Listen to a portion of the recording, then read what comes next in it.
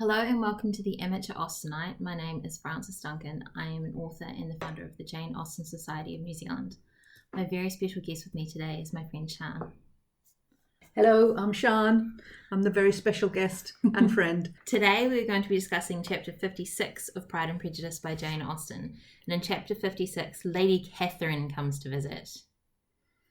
And this is the classic chapter. This one's the penultimate. This is a real peak almost, apart from the proposals and things.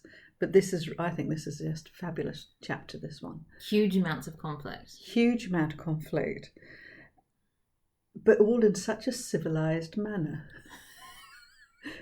How to damn with faint praise. In the Pride and Prejudice and Zombies, I believe she has her ninjas fight Elizabeth. Yes. This way it's just fighting with words. Fencing with words, very much. Which I think people of that day and age had to be very accomplished at because they didn't have any regress to anything else. No, and particularly the women. That's why the women were always very prone to, I suppose, being described as bitchy or what have you, because that was their main weapon. They didn't have many other weapons to use. They couldn't go and have a good fight at the Jackson's boxing salon or anything like that to sort of let off any steam.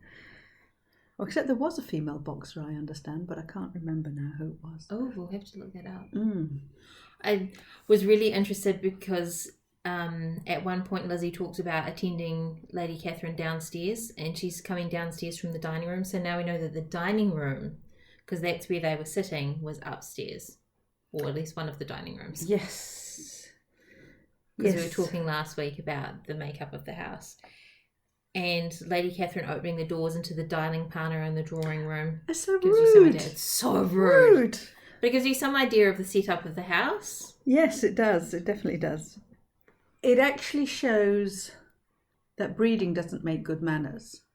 Not at all. Lady Catherine is an excellent example of that. That's right. And in fact, Mrs. Bennet comes off being much more well-mannered. Yes, she's very polite, isn't she? She's with great civility. Even though she is delighted to speak to a Lady Catherine. Notice it's a Lady Catherine. Yes. The first thing that amused me in this chapter, actually, is that Bingley convinces Jane to run away with him into the shrubbery. I did like that too. Making their escape. He knew Lady Catherine quite well. No, but he didn't know it was her. No, but he was certain it was somebody coming. It says walk away with him into the shrubbery, but I've added run away with him into the shrubbery. And you'll notice that it says that he's sitting with the females of the family, but then they talk about only 3 of them. Mary is forgotten again. Mary's not there. No, she's not. It's just Kitty and Mrs. Bennet and Elizabeth. That's right. Poor Mary, to be always forgotten. When you're talking about the females of the family, apparently she doesn't count as one. No, I wonder where she is. She's probably practicing, because that's what she does with her time, isn't it? Mm. Well, we assume that's what she does with her time. Unfortunately,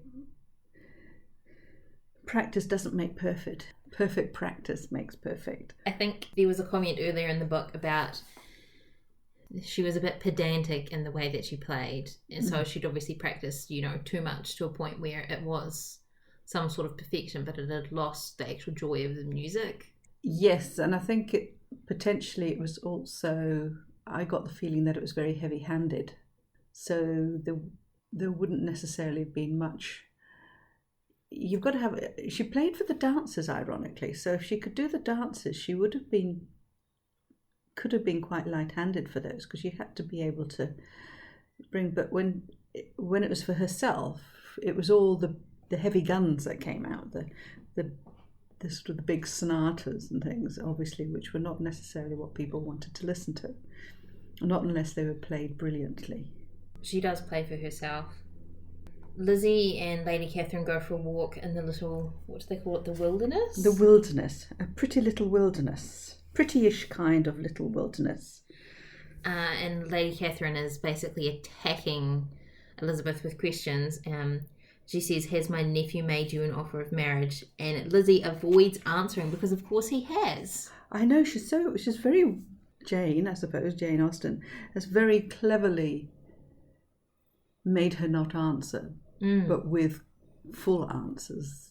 They're just not the actual answer that Miss Lady Catherine would like to hear. Lady Catherine opened the doors into the dining parlour, drawing room. Now, interesting, it's the dining parlour, so it obviously was a joint room. Decent looking rooms. Again, everything damned with faint praise. She's so rude. And then she says, if Lizzy marries Mr. Darcy, you will be censored, slighted, and despised by everyone connected with him. Your alliance will be a disgrace. Your name will never even be mentioned by any of us. It's words again. She's threatening with words because that's all she can do. Actually, she potentially could have had a lot more power. She seemed to think she only had to say something for it to be done. Because she's Lady Catherine and that's what she's had in the past. And also where she is the master or mistress of her own domain at Rosings Park. But she's not here. She's very lucky, really, because most women didn't have her sort of power. No. Only widows, actually. Wealthy widows could. I also like the bit here where, while they're walking, Elizabeth says, how could I ever think her like her nephew? As she looked in her face. I love that she's making herself reconsider. And I love this bit here. My character has ever been celebrated for its sincerity and frankness. Yes, I don't think it's quite what it's celebrated for. No. I still love that image of her sallying forth into the village to scold them into want and harmony. Yes. She has no idea of her own ridiculousness, and she is a ridiculous character. Yes. She's a caricature, isn't she, really? But unfortunately, we've all known people like that to a certain extent, I think. I think that's the great thing, though, that she's recognisable as a character. This is not to be borne, Miss Bennet. I insist on being satisfied. Your arts and allurements may in a moment of infatuation have made him forget what he owes to himself. Do you know who I am? I have not been accustomed to such languages as... Oh, I just think she's wonderful. The satisfaction makes me think of jewels. Because they say, I will have satisfaction, and then they have a jewel to get satisfaction. And this essentially is a female jewel. Yeah, a jewel with words. Jewel with words. You remember in the earlier chapter, much earlier, when she was at Rosings, Lady Catherine insisted on knowing how old she was. Yes. Well, I think there's the same, I find there was a parallel here because she's basically asking her to confirm, and this time Elizabeth's saying is, you may ask questions which I shall choose not to answer. So this time she's not giving way to that sort of politeness because this is much more obviously important to her. And then Lady Catherine just starts sort of haranguing her. Is that even a word? Haranguing. Haranguing? Yes, is that the word? That's the word. And Lizzy tries to come back at her and she says, hear me in silence. Oh, just, yes. Goes into a rant. I know. Lady Catherine's talking about the differences in hers and Darcy's situation. And Lizzy comes back with, he is a gentleman, I am a gentleman's daughter. Yes. So far we are equal. And that is true. It is true. Yes, she doesn't have nobility as her aunts and uncles, but on surface they are equal. And I mean, this was part of... Because Darcy is not an aristocrat. No, he's not. And that's an interesting thing. His mother was. Yes. His aunt is, because they were both, it was Lady Anne Darcy, Lady Catherine de Bourgh, but that his didn't father carry wasn't. on. And then we have some of the classic phrases in here. The engagement of a peculiar kind. And the other one is obstinate, headstrong girl. I knew you were going to pick that one. That has to be. I love that one. Yes. And I love this line from Lizzy where she said, I have not been in the habit of brooking disappointment. And then Lizzy responds, well, that will make your ladyship's situation at present more pitiable, but it will have no effect on me. Lady Catherine says, I shall not go away till you have given me the assurance I require, which makes me think of the 1940s movie where Lizzie's like, oh, shall I prepare your bedchamber then? And I didn't remember that line, but you do rather want to come back on that particular, have that comeback, don't you?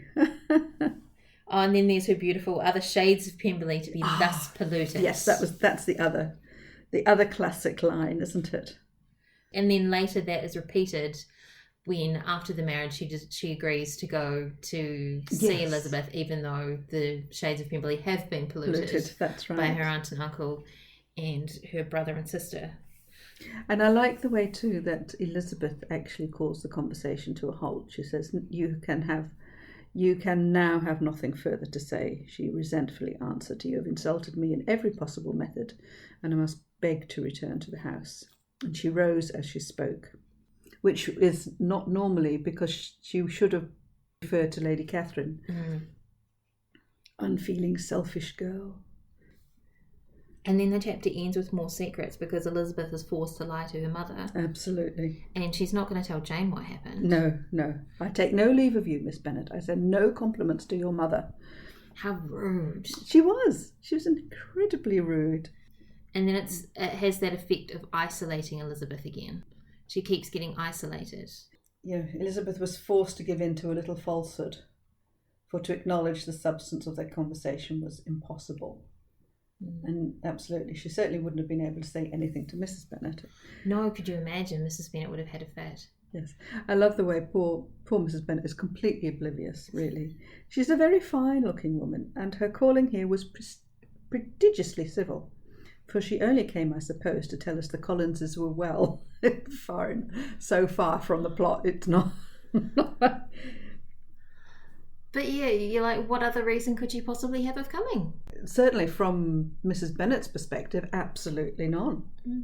Because there was certainly no sense of having made a connection from her visit to Rosings. There was no correspondence. If there'd been, for example, if Lizzy and Andy Burke had potentially developed some form of friendship, which was not necessarily unfeasible, particularly being an isolated woman at home and people getting on with Elizabeth normally.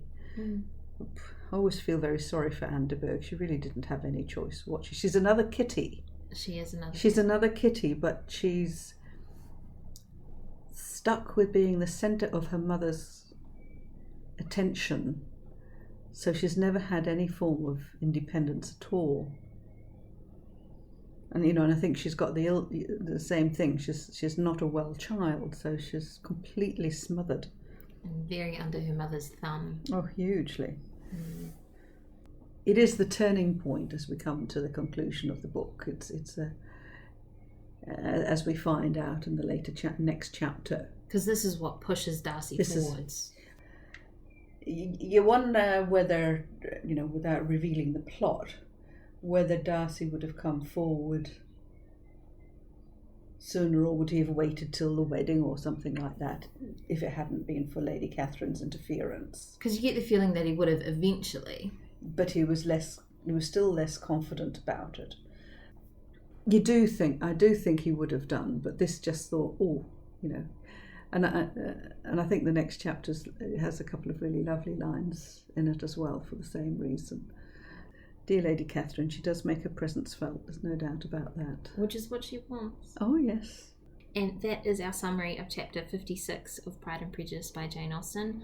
My name is Frances Duncan. You can find me at francesduncanwrites.com and on Twitter at frances_Duncan. Thank you for listening, and we wish you happy reading.